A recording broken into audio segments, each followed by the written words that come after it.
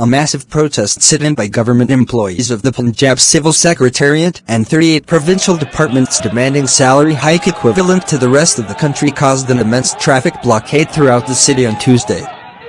People were stuck on the roads in extreme heat and hunger as the distance of a few minutes took hours to cover. Citizens faced difficulties in going to offices, homes and business centers. The Punjab government and district administration could not negotiate with the protesting employees around the sit-in. Work stopped in all government offices across Punjab and people visiting them had to return empty-handed. The situation on the main roads of the provincial capital could not normalize till the evening.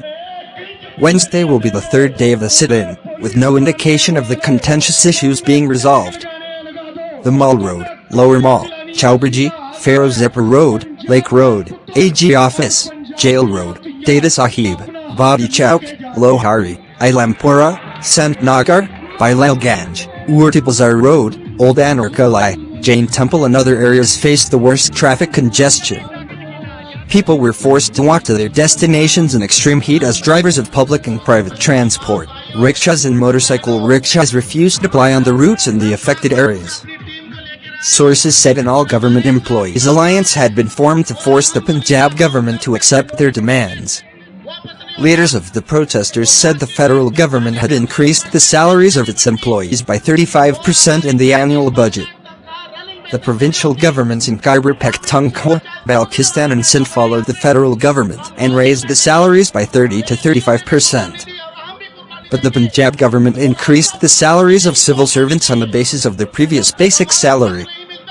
All Pakistan Clerks Association Lahore Division President Chaudhry Mukhtar Ahmed Guyar said the Punjab government should have increased the salaries of government employees and other facilities on the pattern of the federal government. The deviation had resulted in economic hardship for millions of employees. He said there had been inflation of over 100%, but the salary of the provincial government employees had been increased by merely 5 to 7%. Similarly, instead of 17%, the pensions were increased by 5%. In another move, the facility of leave prior to retirement (LPR) of Punjab's civil servants has been abolished. The caretaker government's job is to hold elections, not to make policies, Guyar said, lamenting that instead of reducing its expenses, the government was exploiting the employees. He said 38 organizations of government departments had jointly decided to go on strike.